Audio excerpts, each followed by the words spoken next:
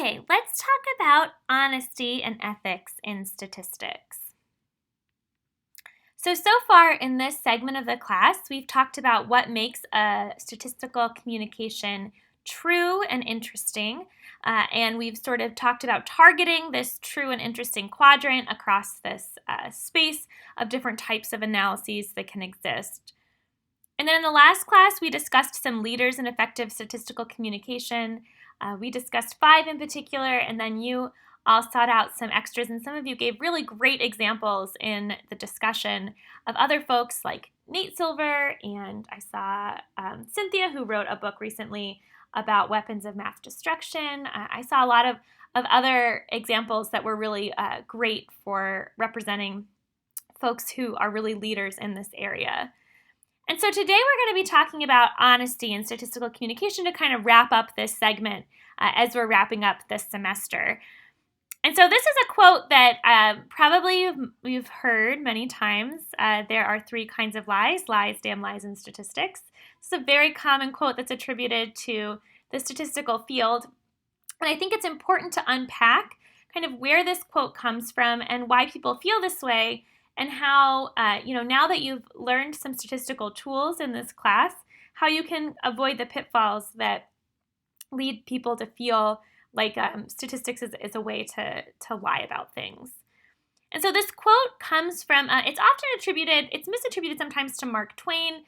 He was quoting someone else, and it turns out he was actually misquoting someone as well. The person who he attributes it to is not the actual origin. There's kind of differing opinions on who came up with this phrase, but in any case, it doesn't matter necessarily at this point who said it first, because it's repeated so often that it's become kind of part of the ethos of when people think about statistics, they often think about a quote like this. And I think that's really telling.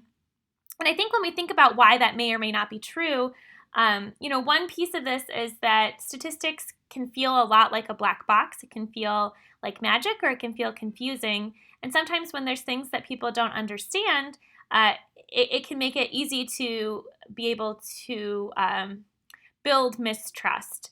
And also, there's an idea, I think it sort of ends up on both sides of the spectrum, where when people think that because something was calculated quantitatively, it must be true, that also leads to confusion, because just because something was calculated quantitatively, there's, as we've seen in this class, there's potential for bias, there's potential for overfitting to a certain sample, there's potential for all different ways that calculation could be mathematically correct for for the data that you have on hand, but the data itself might not be representative, or not be telling the whole story. And so that kind of plays into the concept of true, and what we mean by something being true when we're talking about a statistical communication, and why it's important to sort of have all aspects, not just the mathematically correct part of it. So today for class, we started with you reading this piece, Truth, Damn Truth in Statistics, by Professor Vallman at Cornell University. This came out in the Journal of Statistics Education several years ago. And I think it's a nice summary kind of thinking about ethics and honesty in statistics, and how it can be emphasized. And so if you haven't read it yet, I encourage you to pause this and go ahead and read that article. And make sure that you've contributed to the pre-class discussion on this. And then I'll go through some points that I pulled from this, and then you can go and do the post-class discussion after. So statistics is more of a science. So this was a point that's made in that article, and it's attributed to John Tukey. He was a very famous statistician who sort of likened the field of statistics as more scientific as opposed to mathematical. And I think this is a really interesting point. Here at Wake Forest, you'll notice that the Math and Statistics department are joint. We're in the same department with mathematics. And of course, there are tons of similarities between mathematics and statistics. We rely on mathematical foundations in order to be able to derive the statistics that we use. But there's also many differences, with the key difference being that statistics often relies on trying to draw inference or make predictions based on data. And that data is sometimes uncertain, actually often, almost always uncertain. And that makes us kind of distinct from the sort of cleaner land of mathematics where you're just building proofs that are kind of either true or not true. And so being more of a science, we're sort of subjected to the scientific method, and we're also subjected to the uncertainty that comes with that. And so in statistics, we take data and we fit models to try to draw inference or make predictions. And so we're using the mathematics to actually draw the inference or to make those predictions, and we're even using mathematics to calculate the uncertainty parameters in both cases. But the fundamental piece here is that we're taking data in order to do that. And without the data, there's no model to be fit. And so we have a huge piece of what we're doing relies on that data to be sound and to be unbiased and to be representative. And this is kind of where things can often go awry. But even if the data is sound and representative and unbiased, the types of models that we pick to build our to draw inference or make predictions can also influence the results that we get. For example, even if we have the perfect data set to answer a question, if we are trying to make a prediction and we see that the predictions align more with our with whatever our interest is, if we fit, a regression tree versus if we fit a model using something like Lasso, and therefore we choose the regression tree not because it's a better model, but because it sort of gives us the answer that we want for whatever reason we want it, and we're not honest about the fact that we fit both of these different models and chose the one that sort of fit our narrative better.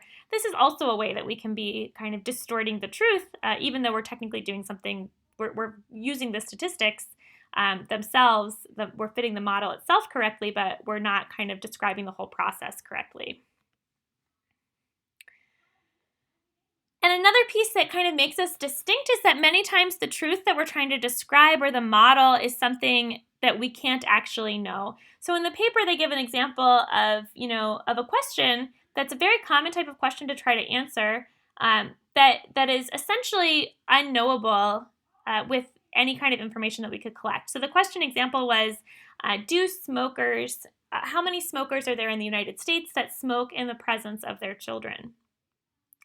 And so in order to collect that information, unless you can find a way to observe every single person in the United States constantly over time, the only way to be able to assess kind of both the number of smokers and whether they smoke in front of their children would be you'd have to survey or ask people that question. And of course, that data is going to be hard to get the precise answer. And in fact, it might be impossible to get the precise answer because things like polls and surveys, especially ones with sensitive questions, are often hard to get accurate responses.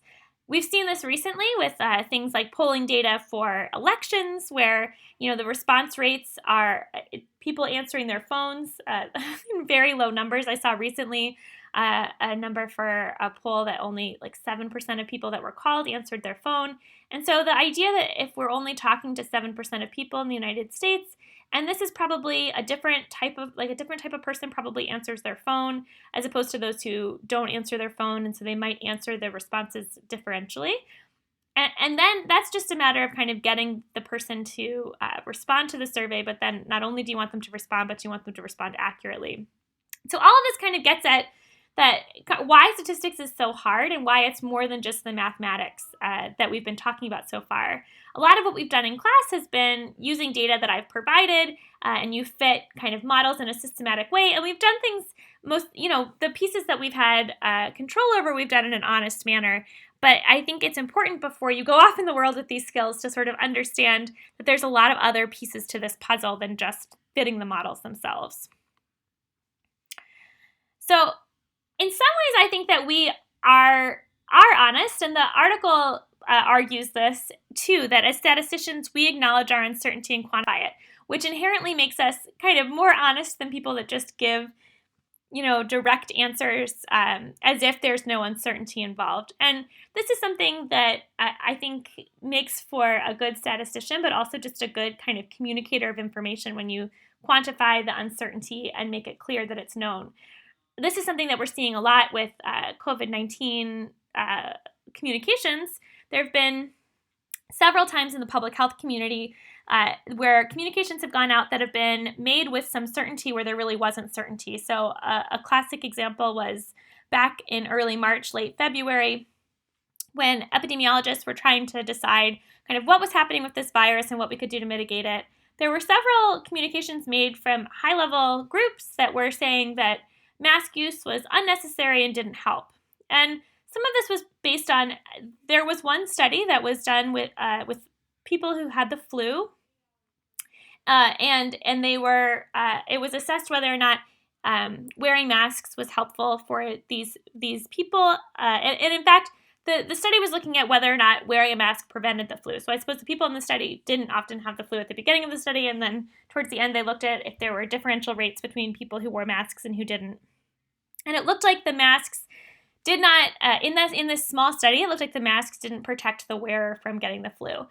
And at the time, that was the only information they had, and so the epidemiologists and the policymakers, they weren't wrong in trying to state that it looks like we don't have evidence right now that masks work.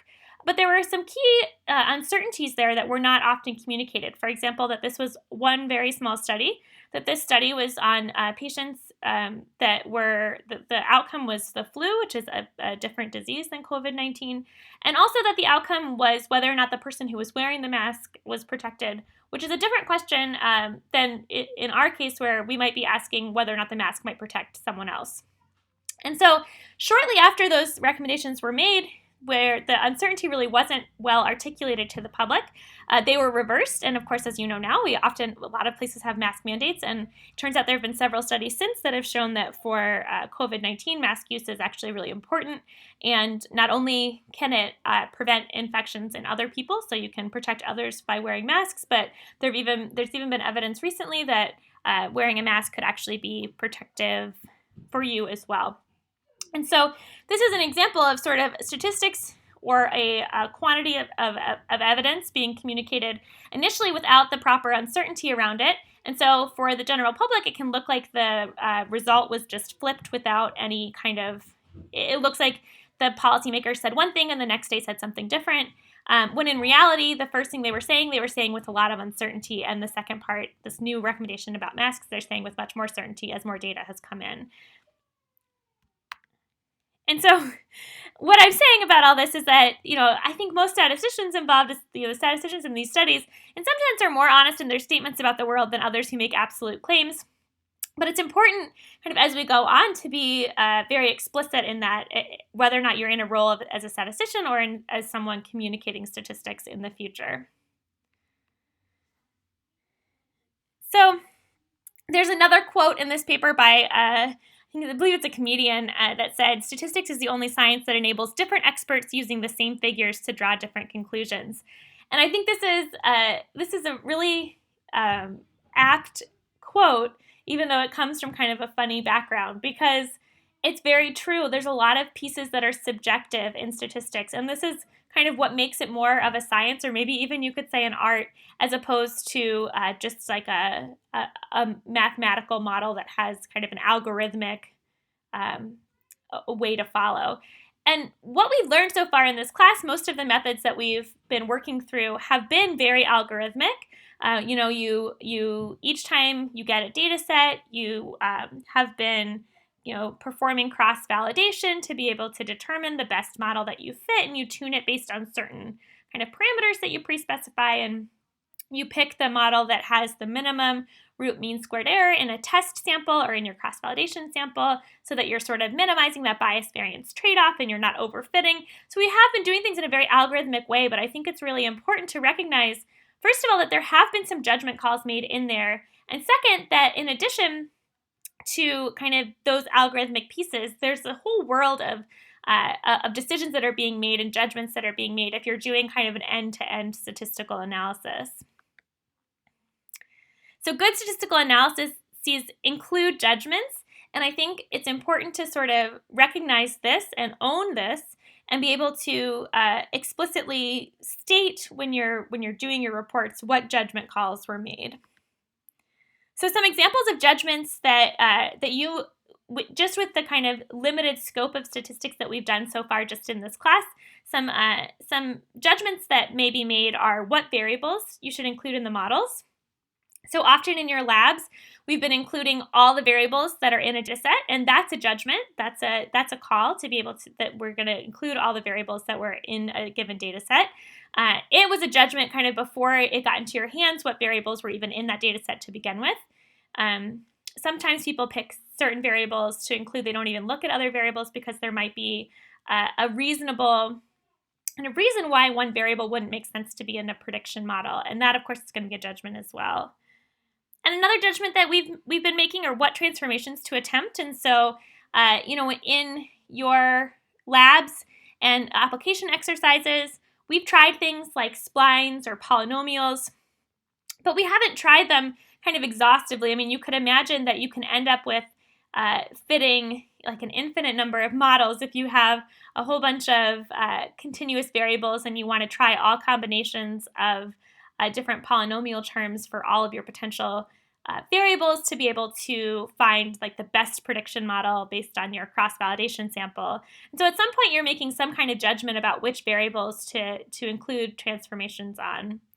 Another kind of judgment that you're making, maybe implicitly, but hopefully now explicitly, is whether the data is representative. So, we're working under the assumption that we don't want to overfit to our training data. So we've been doing things like cross-validation or creating a validation set by splitting our data and things like that to be able to make sure that we're not overfitting to the data at hand. But even aside from that, if the data that we have is not representative, for example, if it's a very biased sample, even if we do our fancy methods like cross-validation and validation set approaches, we're still going to end up with the wrong answer because we don't have access to the truth if we don't have a data set that's representative. And so it's really a judgment to sort of be even working with the data that you're working with and just assuming that it is representative. And other judgments, things like, is the prediction model sound? What methods are being used? Is the model overfit? There's several times where there are small judgment calls that are being made. There was a lab not that long ago that you all worked on where you were looking at finding kind of the best model. And often, maybe there would be 2 or 3 models that look very similar. They have, when you're looking, for example, at the number of trees to include, maybe the root mean squared error is a difference of 0.02 or something like this between the different numbers of trees, and you decide to pick one over the other for whatever reason. And that's often a judgment call when that metric of interest is within kind of a range of very close values. Picking the one that you actually end up going forward with, there's some judgment involved there. And so going forward, what does this mean? Well, first, to use statistics, you must make judgments. And so I just want to make sure that this point is sort of driven home, and you need to not only make those judgments, but make sure that you are owning them and being honest about them in your reports for sort of how you've made decisions along the way and what assumptions go into them. And then know the motivating reason for the analysis, because this is going to guide the analyst in making these judgments. And so this is a really important piece to understand the motivating reason for an analysis. If there was kind of a special interest in getting a certain answer, sometimes that can influence these judgments implicitly or explicitly. And so it's important to sort of keep track of these conflicts of interest along the way. And the guiding principle in making statistical judgments is a search for truth about the world. And so this is just an important thing that, we're trying to find the truth, but and we have to make these judgments along the way in order to do so. But sometimes, as I mentioned, that truth is going to be unknowable. And then finally, resist jumping to conclusions, extrapolating, or proposing explanations for associations that assume causation. And so this last one, I think, is more important. Kind of, if we were doing inference, most of this class we've been dealing with prediction models. And so we're not really trying to assume causal relationships, but rather to be able to predict outcomes based on a whole bunch of different variables. But it's important to sort of but some of these other pieces apply, like things like extrapolating and things like that. Extrapolating beyond the bounds of the data that you have, etc. So what I want to do now is I'm going to go to this site. The American Statistical Association has these ethical guidelines for statistical practice.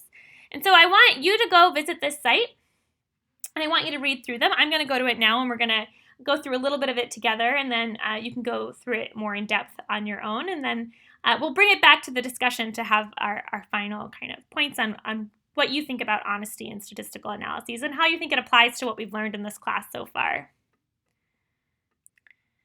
So here are the ethical guidelines for statistical practice. You can download a PDF of it, or you can just kind of look through here. And basically what this was designed to help statisticians make decisions ethically. And so there are a number of different sections here. The first being professional integrity and accountability, and it lists seven goals under this heading. And so the first is that an ethical statistician identifies and mitigates any preference on the part of the investigators that might predetermine or influence the analysis or results. And so this kind of gets at that point that I was mentioning, that when there's a preconceived notion, or if there's an influence on kind of what results people are expecting or desiring, that can be really important to know, because it can either implicitly or explicitly influence the judgments that are being made. And as we've discussed, there are tons of small judgments that are made along the way with statistics that make it really more of an art than just a mathematical or algorithmic exercise. An ethical statistician employs selection or sampling methods and analytic approaches that are appropriate and valid for the specific question, so that the results extend beyond the sample. So this gets at that representativeness. They respect and acknowledge the contributions and intellectual property of others. And then this is some pieces on authorship, and so things like authorship for posters and papers are clear. The order is clear, and it's determined on grounds that are appropriate. Conflicts of interest are disclosed. Statisticians need to accept full responsibility for their professional performance, and they exhibit respect for others. And so this is all kind of under professional integrity and accountability for what makes an ethical statistician. And then we have integrity of data and methods. So there's 11 points here, and this is important because this sort of falls a little bit under some of the same things that we've talked about already, but there's some additional pieces here. So the first is that statistical and substantive assumptions are made in the execution and interpretation of any analysis. And so this point here is exactly what we've just been talking about, this idea of judgments. So judgments that are made while you're doing statistics, they influence how the analysis is conducted. So things like what model you chose to fit, what variables you chose to fit, and also in how they're interpreted. And so when reporting on the validity of data used, you need to acknowledge the data editing procedures, including how you handled missing data, and and also kind of any process along the way. You need to report the limitations of statistical inference and possible sources of error. You need to identify who is responsible for statistical work. So that's, of course, always important to make sure that the person who did the statistical work can both get credit but also take responsibility for what's being done. Report the source and assess the adequacy of the data. So this is kind of making sure that you know where the data came from and whether or not it's good. Clearly and fully report the steps taken to preserve data integrity and valid results. Address potential confounding variables not included in the study. So this is, what we talked about when you're including variables in your model. There might be some selection process that you as the analyst take, but there's also a process of what variables were just included in the data set from the beginning. So what variables might be missing that could be really important, that might make your result really different should you have had access to them. Make sure that all of your communications convey findings in an honest and meaningful way. Identify the ultimate financial sponsor, and so this kind of plays into something that came up in the professional integrity and accountability part about making sure conflicts of interest and things and the stated purpose of studies are being explicitly made known to everybody involved. When reporting analyses of volunteer data or other data that might not be representative, include appropriate disclaimers. To aid peer review and replication, share the data. So this is a big piece that's newer in our field, but sharing data and analyses whenever possible, making analyses reproducible, that can kind of help keep things transparent and honest. and strive to promptly correct any errors discovered while producing the final report. And so there are other sections here: responsibilities to science, public funders, and to science, to the public, to funders, and to the client; responsibilities to research subjects, to research team colleagues, to other statisticians or statistical practitioners, regarding allegations of misconduct; and responsibilities of employers, including organizations, individuals, attorneys, or other clients. And so I encourage you to look through these and sort of see what is required of ethical statisticians and how that fits in with kind of what you've learned so far.